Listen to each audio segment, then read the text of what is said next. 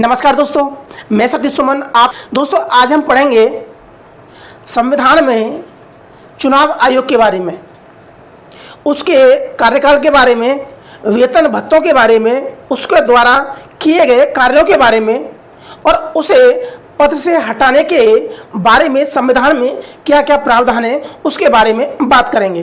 परीक्षा उपयोगी प्रश्नों के बारे में बात करेंगे। तो जिन्होंने अभी तक हमारे चैनल को सब्सक्राइब नहीं किया है प्लीज़ चैनल को सब्सक्राइब कर लें, बगल में जो बेल आइकन है उसे भी क्लिक कर दें ताकि हमारी हर वीडियो का नोटिफिकेशन आप तक पहुँचता रहे। पढ़ेंगे हम चुनाव आयोग। हम जानते हैं कि चुनाव आयोग यानी कि इलेक्शन कमीशन एक संवैधानिक स्वतंत्र संस्था है यानी कि निकाय है, जिसका गठन संविधान के अनुच्छेद 324 के तहत किया गया है।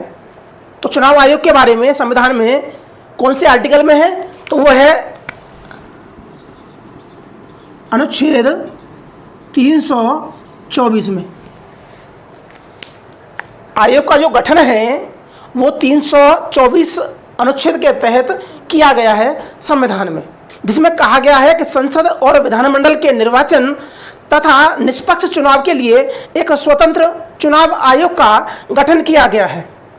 तो है 324 में संसद और विधानमंडल के निर्वाचन और निष्पक्ष चुनाव के लिए एक स्वतंत्र चुनाव आयोग का गठन किया गया है। भारत के चुनाव आयोग के मुख्य चुनाव आयुक्त और अन्य चुनाव आयुक्तों की नियुक्ति संसद के द्वारा बनाई गई विधि से राष्ट्रपति द्वारा की जाती है। तो ये है आर्टिकल 324 के 2 में। 324 के 2 में क्या है कि मुख्य चुनाव आयुक्त और अन्य 2 चुनाव आयुक्त की नियुक्ति संसद के द्वारा बनाई गई विधि से राष्ट्रपति के द्वारा की जाती है। तो नियुक्ति किसके द्वारा की जाती है?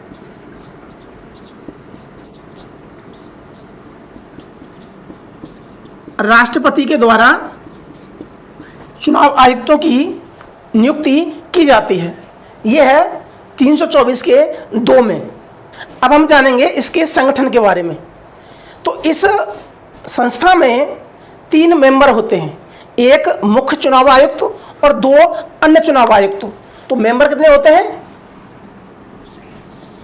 3 सदस्य होते हैं, जिसमें एक मुख्य चुनाव आयुक्त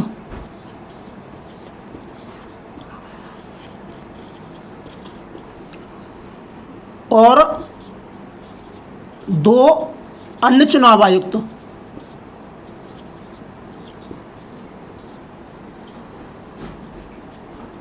या अतिरिक्त चुनाव आयुक्त, ठीक है। यानी कि 3 मेंबर रहेंगे, एक मुख्य चुनाव आयुक्त और 2 अतिरिक्त चुनाव आयुक्त। भारत के निर्वाचन आयोग में सबसे पहले मूलतः सिर्फ एक ही चुनाव आयुक्त होते थे, यानी कि मुख्य चुनाव आयुक्त। यानी कि 2 जो अन्य हैं, अतिरिक्त हैं, ये नहीं होते थे शुरुआत में। लेकिन 16 अक्टूबर 1989 को एक प्रावधान के तहत इसमें 2 अन्य निर्वाचन आयुक्त जोड़े गए, यानी बढ़ाए गए। तब हो गए। तो वो तारीख कौन सी है? 16 अक्टूबर 1989 को 2 अतिरिक्त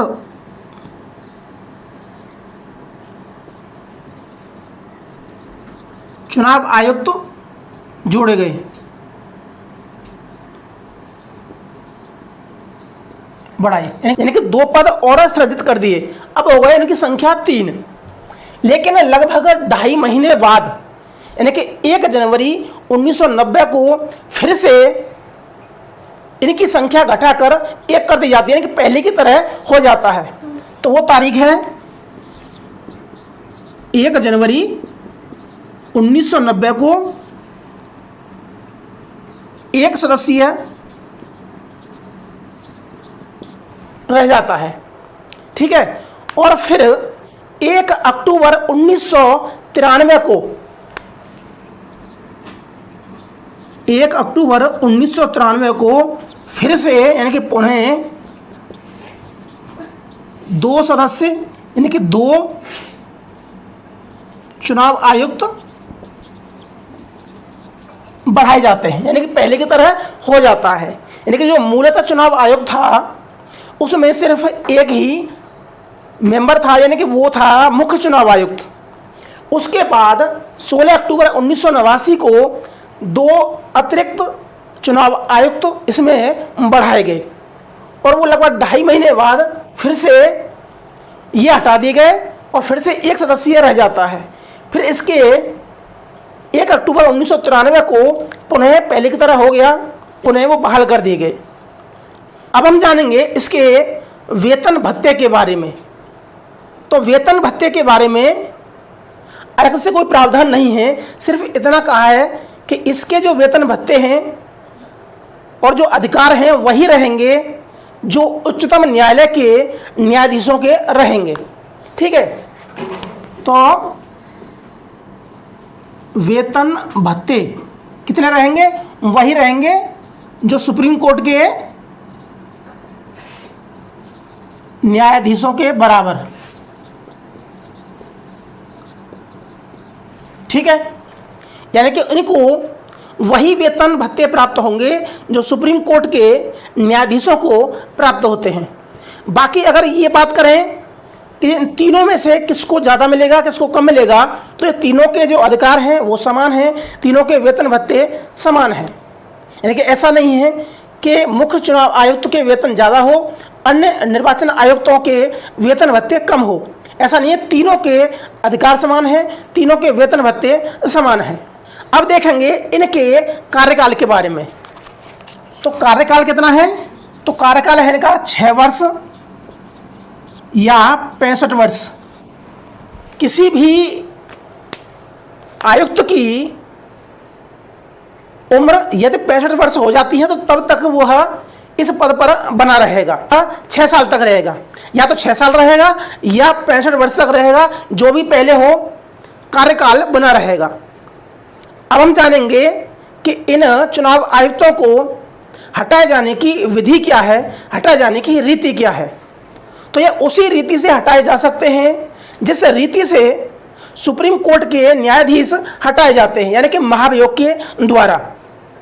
और इसमें कोई अलग से प्रावधान नहीं है, इनको हटाए जाने का प्रावधान सिर्फ उतना ही है जो सुप्रीम कोर्ट के न्यायाधीश को हटाए जाने का प्रावधान है। यानी इनको हटा जाने का प्रावधान है 124 के 4 में, जिसमें कहा गया है कि साबित कदाचार और असमर्थता के आधार पर संसद के दोनों सदनों के कुल सदस्यों के बहुमत के द्वारा या फिर जो उपस्थित मेंबर हैं और मत देने वाले हैं उनके कम से कम 2/3 बहुमत के द्वारा लगाए गए महाभियोग के द्वारा ये हटाए जा सकते हैं। तो हटाए जाने का जो प्रावधान है वो है सिर्फ मुख्य चुनाव आयुक्त के लिए, बाकी 2 चुनाव आयुक्त के लिए नहीं है। यानी कि जो प्रावधान है महाभियोग का प्रावधान है वो सिर्फ मुख्य चुनाव आयुक्त के लिए है। 2 अतिरिक्त चुनाव आयुक्तों को मुख्य चुनाव आयुक्त के परामर्श पर राष्ट्रपति के द्वारा हटाया जा सकता है, लेकिन मुख्य चुनाव आयुक्त को केवल महाभियोग के द्वारा ही हटाया जा सकता है। अब हम जानेंगे कि इनके यानी कि चुनाव आयुक्त के यानी चुनाव आयोग के काम क्या हैं। तो पहला काम यह है, कार्य क्या है? तो पहला कार्य यह है मतदाता सूची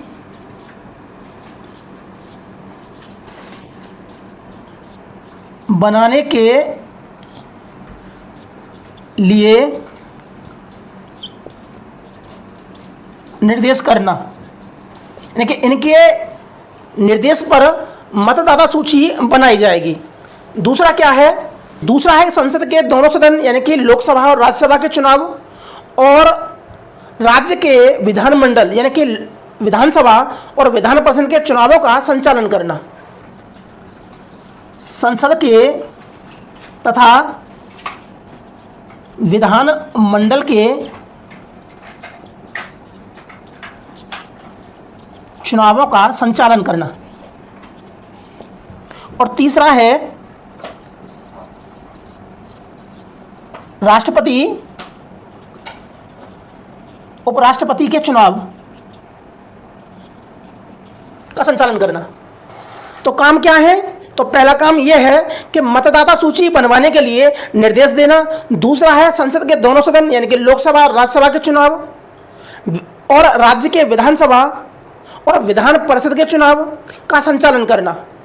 राष्ट्रपति और उपराष्ट्रपति के पद के लिए चुनाव करवाना। इसमें यह भी प्रश्न आता है कि चुनावों की जो अधिसूचना क्या चुनाव आयुक्त या चुनाव आयोग जारी करता है, तो वह अधिसूचना जारी नहीं करता है, बल्कि अधिसूचना जारी कौन करता है, वो करता है राष्ट्रपति। अगर चुनाव संसद के हों यानी कि संसद के दोनों सदनों के जो चुनाव होंगे उस चुनाव की अधिसूचना जारी करता है भारत के राष्ट्रपति। और राज्य के विधानमंडल यानी कि विधानसभा और विधान परिषद के जो चुनावों की अधिसूचना जारी करते हैं उस राज्य के राज्यपाल। और यह अधिसूचना चुनाव आयुक्त के परामर्श पर जारी होती है। लेकिन चुनावों की जो तारीख और समय के लिए जो अधिसूचना जारी होगी वह चुनाव आयोग के आधार पर जारी होगी, यानी कि चुनाव आयोग जारी करेगा। और जो चुनाव आयोग के जो कार्य हैं वो है संविधान के आर्टिकल 324(1) में कार्य है। चुनाव आयोग का जो गठन है वो है 324 में।